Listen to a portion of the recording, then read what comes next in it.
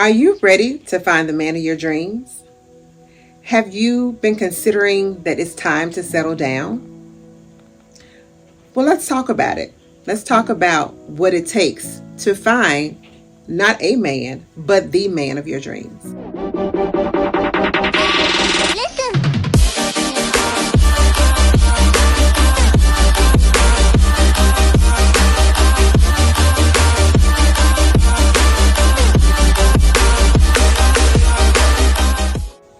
Welcome back to my channel. I'm DeShelle B, your sensual self specialist. And I was talking to some colleagues recently, and they were talking about they were ready for their relationship. They were ready to find their partners. And so in talking about them, we talked about some important things that they hadn't considered. I want to share those same things with you.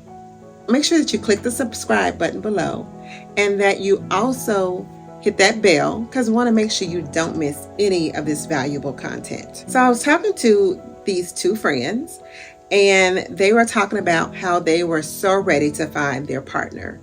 They have been really struggling with finding people that they resonate with.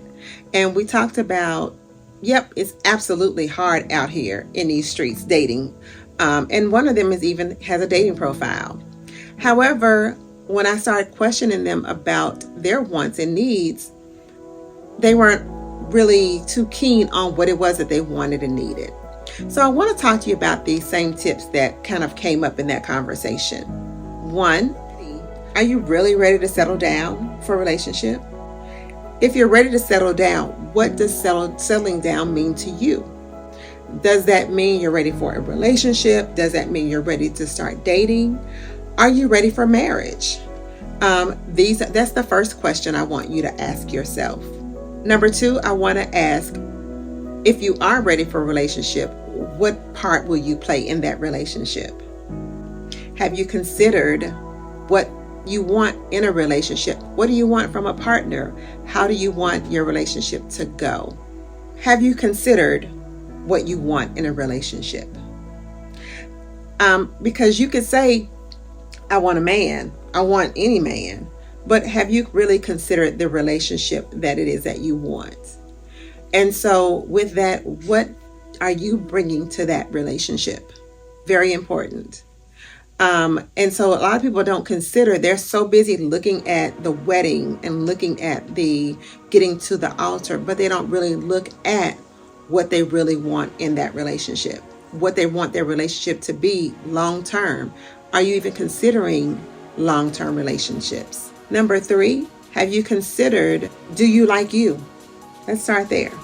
A lot of women are looking at, they don't like themselves. They don't like the way their hair is. They don't like the way their body's shaped. They don't like the way where they are in their mental health journey right now. So if you don't like you, how do you think the man is going to like you?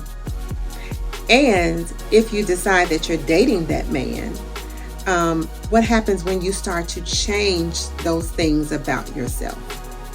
What happens when you start to work on getting healthier? What happens when you get a therapist and you start working with a therapist? What happens when you work with me and you get to know your body better? How is that person going to transition with you? Will they transition? Will they still be on your level, or will they be attracted to the old you? It happens.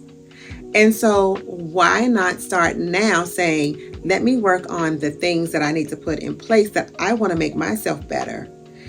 As well as, sure, we'll focus on a man, but getting to the most optimal level of you, the most optimal part of you, getting to be the best version of you before you start dating.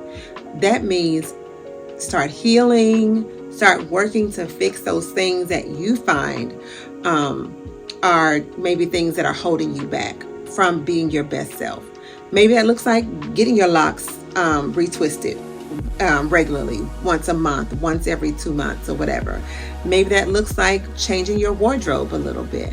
Maybe that even looks like changing your diet and exercising and working out. Or it could look like, let me find a therapist to work on my trauma and those things that I have going on. Because what happens is that when you find a person that likes you in that traumatic part of your life, then you end up maybe trauma bonding with the person because they may be in a traumatic part of their life as well and trying to heal. Or you may find someone that doesn't want you changing, doesn't want you healing because they love you just like you are. And so down the road, it may be fine right now, but down the road, that may lead to additional issues and problems that you may have simply because you decided to evolve and they're not ready for you to evolve yet. Also, how are you in your religious ideas? Are you so set on, dating a Christian man?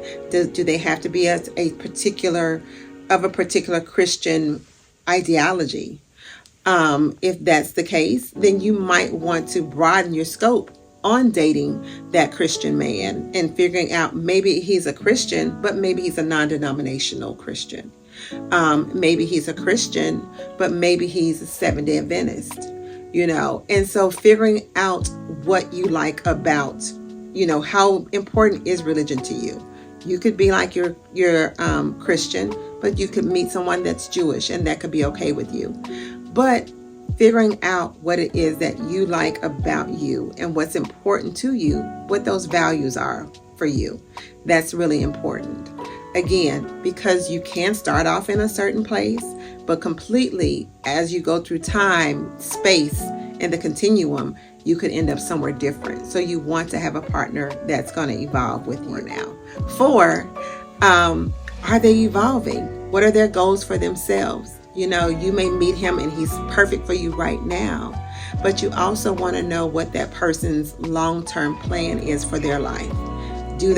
Are they planning on evolving? Are they just a gamer and they don't want to get out and exercise, but you're an outdoors person? Are they a outdoors person, but you are the homebody? It may be cute in the beginning, but at some point you may find that those things kind of make you feel like you're a little bit out of alignment if you guys aren't growing together or aren't open to growing together. Or we've talked about this before. But let's bring it back. Do you like yourself? Do you like your body? How do you feel about your body? How do you feel about loving your body and your body being loved on? A lot of times people want their partners to know all the things that they want sexually, but how can they know that if you don't know what you want sexually? How can they know to give you, all the feel goods and all the intimacy that you're wanting when you're not able to communicate that effectively? I had someone tell me that they didn't feel like they felt uncomfortable saying what they wanted, communicating that in their relationship. And I said, well, if in that case, aren't they just pleasing you with what someone else liked? So you have to know what you like and at least have starting points, maybe not all the things, but being able to have the starting points of what those things are that you like. Maybe you like to be kissed behind your ears. Maybe you not like to be hugged on. Maybe you like, foreplay before they get home and you guys are together. You have to know these things about yourself and communicate those wants and needs, because that's what's going to keep the fire burning, especially after dating someone or in a relationship or married for a number of years. So you want to make sure that you're not only focusing on the good things about today, but also that you're taking the time to focus on what's going to work long term for you.